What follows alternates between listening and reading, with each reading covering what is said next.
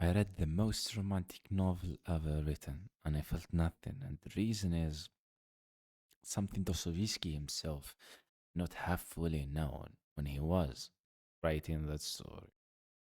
White Nights, 1848. 60 pages, and the story is of a lonely young man who walks the streets of St. Petersburg at night, meets a girl crying on a bridge. They spend hours, technically 4 nights together. They fall in love, and on the fourth night, something else arises, and every people call this the purest love story Dostoevsky ever wrote. The most romantic, the most tender. They tell new readers to start here. I started. I closed the book disappointed.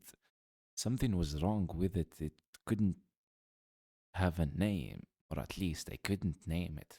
Then I read a French theorist named René Girard, who spent 40 years naming exactly that thing. And let me show you the moment the book gave itself away. The narrator never gets a name. Dostoevsky just calls him the dreamer. He meets a girl on a bridge. She's crying. He saves her from a drunk. They sit. She tells him a story. She used to live with her grandmother in a house with a single lodger. Year ago, this lodger came down. They sat together. He read to her. He brought her to the opera, and then he had to leave. Business, family, money, he told her. Wait 1 year. If I still want you and you still want me, I'll come back and we'll be married. That was a year ago. Rodger is supposed to arrive in Petersburg any day now. She is waiting for him on the bridge.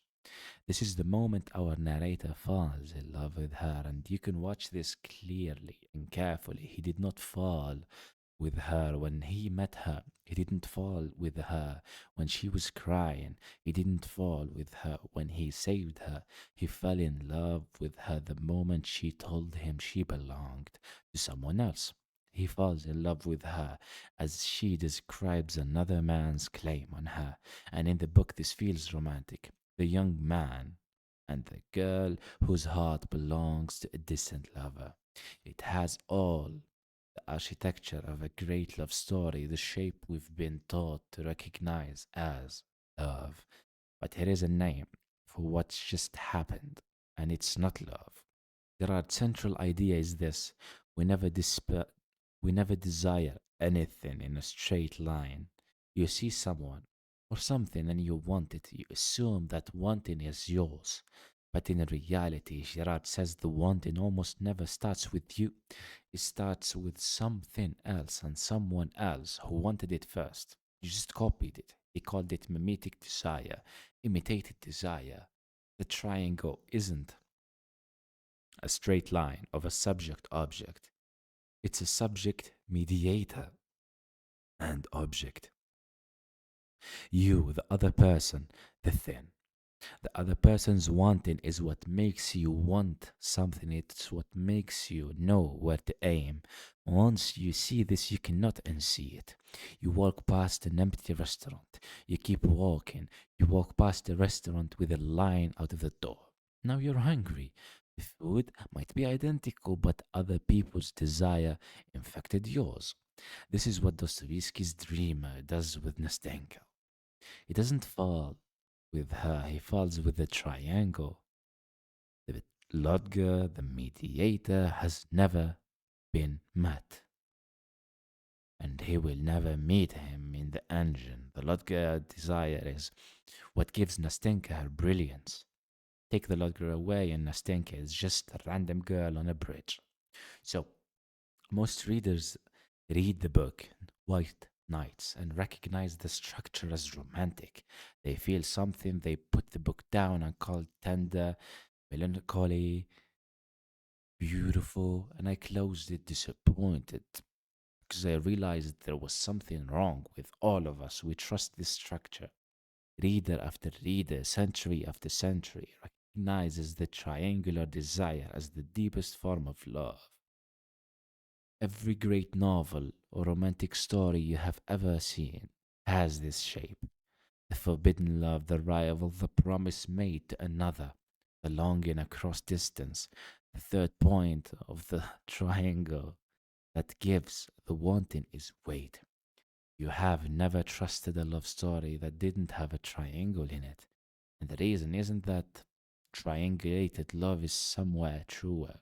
The reason is that safer. It protects you.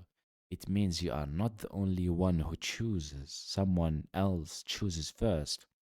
Your wanting is part of the chorus. You can love without being exposed as the only fool who decides this person was worth wanting. Direct love, love without a mediator, love that arrives without a rival's permission is terrifying. You are alone in the wanting. There is no chorus, no one validating your choices. If you are wrong, you are wrong by yourself. So we flee to this kind of affection and love and we call it romance. Whether Dostoevsky knew what he was doing is a question that will outlive both of us. He was 27. He hadn't yet been to Siberia.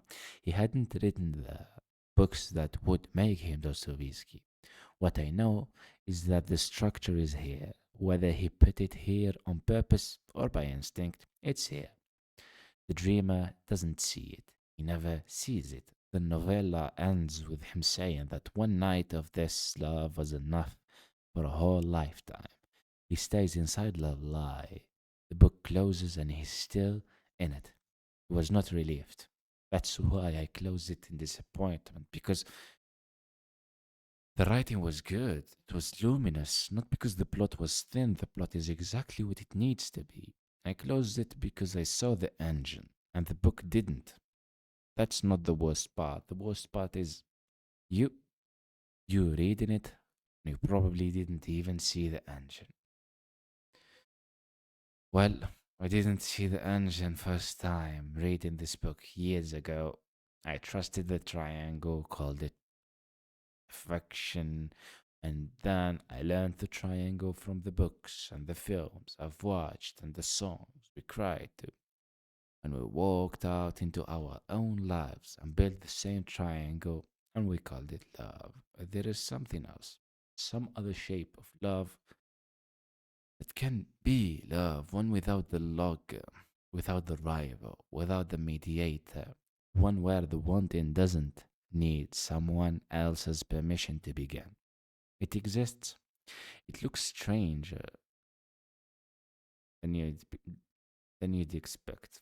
I'm not ready to show you that today, but I want you to leave this video with one question and to carry it with you next time you open a love story.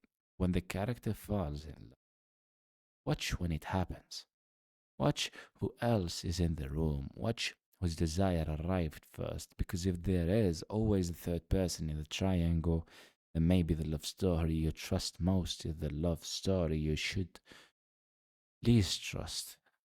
Maybe what you've been calling love your entire life has a name, and it's not just the name you think it is.